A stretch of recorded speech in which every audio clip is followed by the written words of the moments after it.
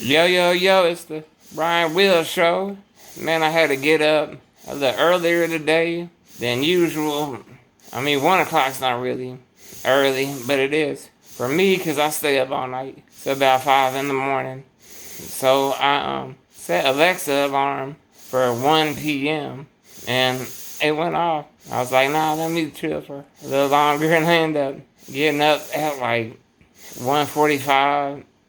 And I had to get all the way downtown to where I go to get my trach replaced, doctor office. So I had to do that, and I was in a hurry. I thought I wasn't gonna make it, so I didn't put on my hoodie. I just put on a short sleeve shirt. Didn't put on none of my chains. Didn't put none of that on yet, and headed that way. And we made it over there probably about 3:15, like right on time. And they told us to be like 45 minutes earlier.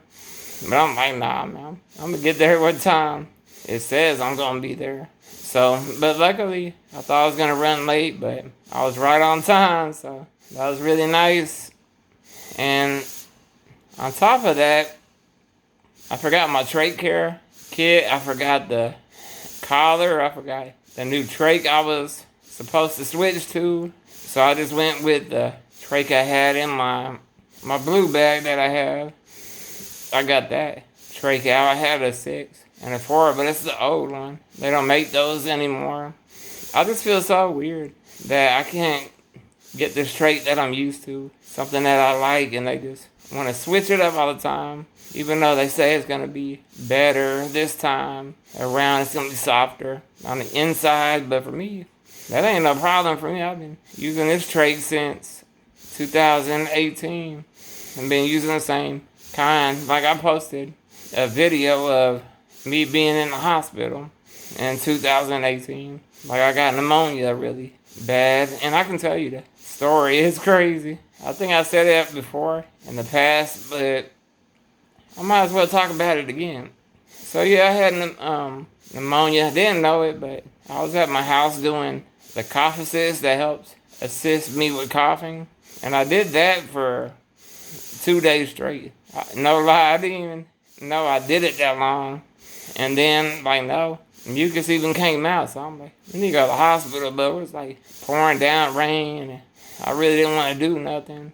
But my mom helped me go there. So went to the hospital, got checked out, and I had pneumonia. So I had a mask on my face at the time, and my voice was gone because I couldn't speak anymore from being sick, and it just took my voice away.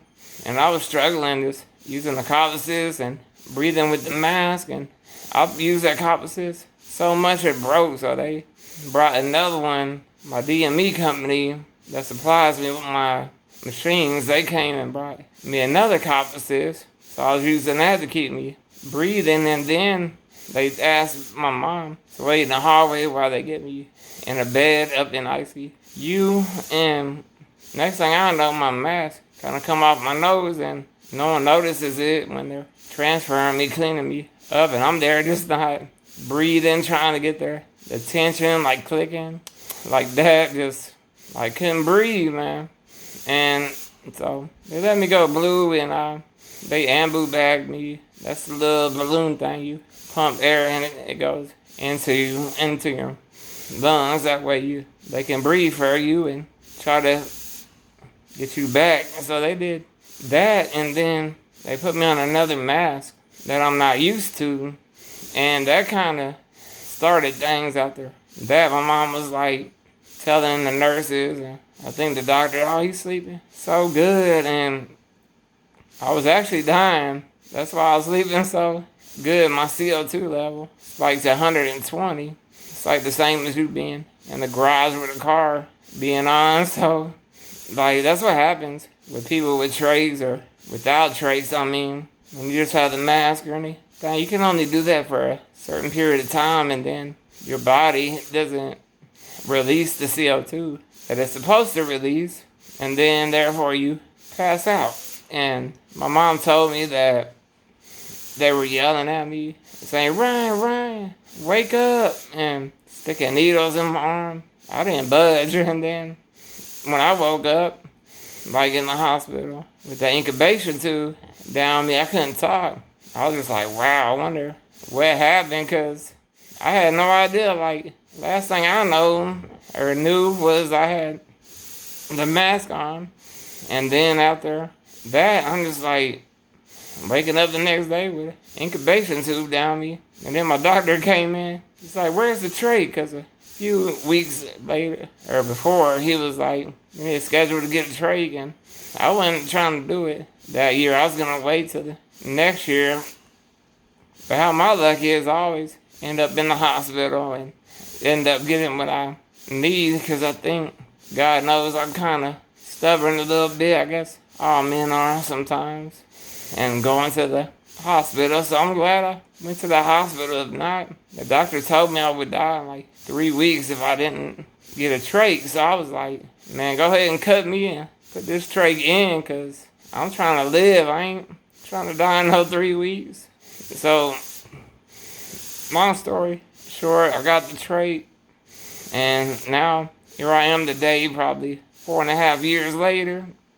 I'm lucky to be talking with you guys and still able to do my music and still have my voice, because of a lot of people with tracheostomies, they don't have a voice usually, but like this time, luckily I had my voice, you know.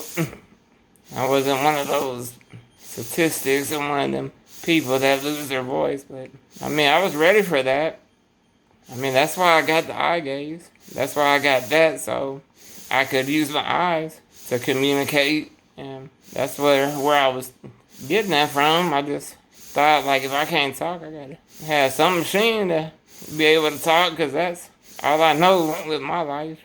Like, since I was like 13, even younger than that, I've been telling people how to help me. And even when I was young, I had a friend named Kevin, and he was young too. I think we were about 12, 13, but we would stay up late, and I didn't ever want to wake my mom up at that time, because she's real grumpy at that time. So I had my friend help me get into the Hoyer lift that I get into on my ceiling, and all he had to do, I directed him. I had to put the sling on, and then he hooked me up to the lift bar, and put the sling, hooked it up, and then raised me up, put me in my bed. And like, I did that when I was that young, and I'm still that same way today even. I'm still telling my nurses, my mom, and telling everyone what I need to do. So my voice is really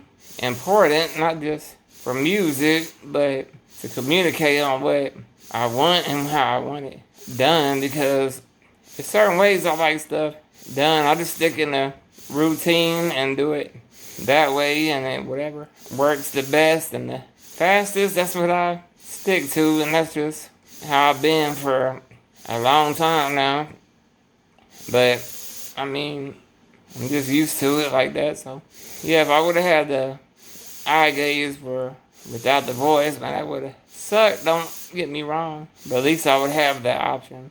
And I remember using the ABC board has ABCs on it, and you gotta stare with it with your eyes, like at the A, and spell out every little thing.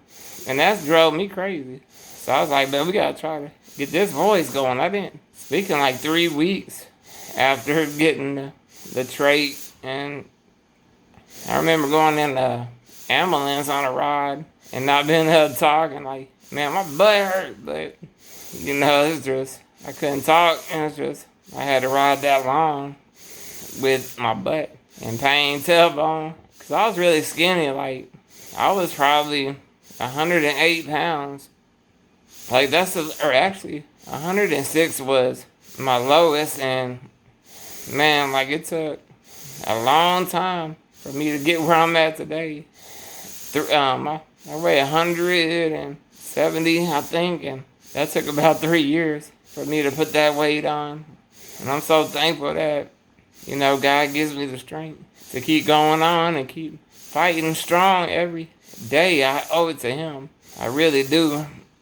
I made a song, actually, for what happened to me in the hospital. I thought my life was over. That's the first song I wrote. I was actually in rehab when I wrote it, and then I performed it when I got home. But it's on my new album, Music Saved My Life. And I have another album I'm working on. But let me tell you a little bit of that verse. Here we go. Mama thought I was sleeping, and I really was going to sleep like rest in peace. But it wasn't my time to leave. No bright light for me, God blessed me with more time. I think that was my sign. I got more to give, more life to live. I never thought this would happen. Being in the wheelchair, handicapping. Got the trach in, I'm still rapping. Never slacking, still putting in work. The type of person that'll give you the shirt off my back, man, I'm back. Feeling like I'm back on track. Wheels, baby. I thought my life was over, but it's just beginning again. Just thankful every day. I'm giving.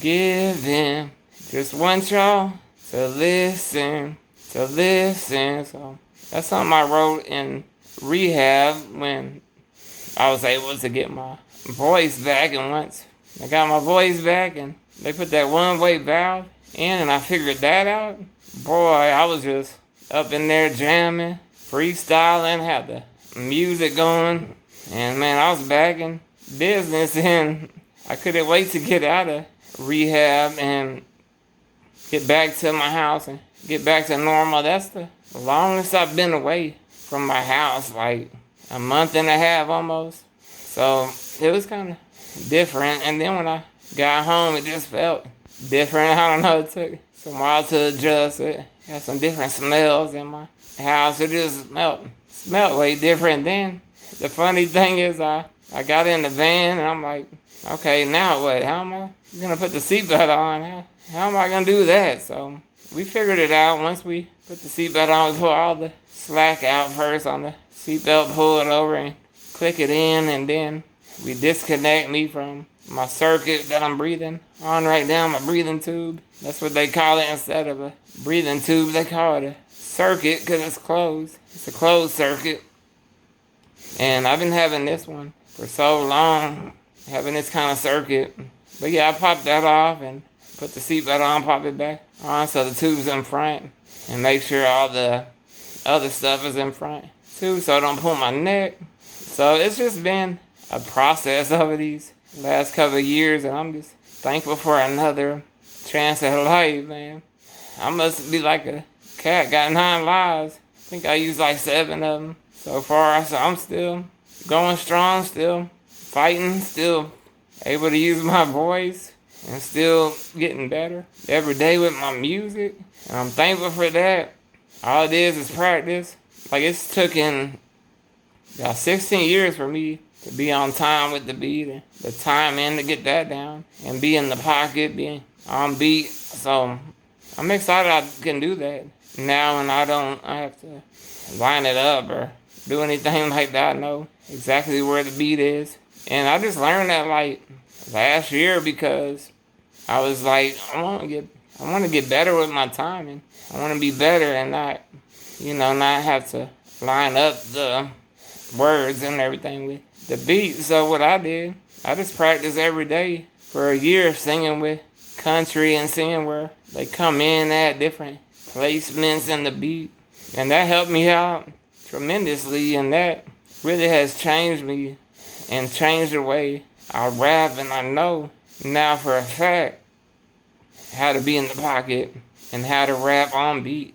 Like, that's very important. The timing is important. I'm still working on timing, but I mean, my timing for pretty much most of it is good. Most of it's good. My timing, but I mean, we'll see. It seems like keep getting better and better, so I can't wait to go to the studio again. And when I go there, I just know where to be on beat and all that, so that really helps a lot. But I appreciate y'all for listening. Make sure you check me out on Instagram, Wheelz the Rapper, TikTok, Wheelz the Rapper, Facebook, Larry Schmidt, SCH, and my DTs to subscribe to my YouTube channel, Wheelz the Rapper. And I got my trach replaced today. Long story short, but It went good. Everything's good. So I'm thankful. Thank you, God, man. Will's baby.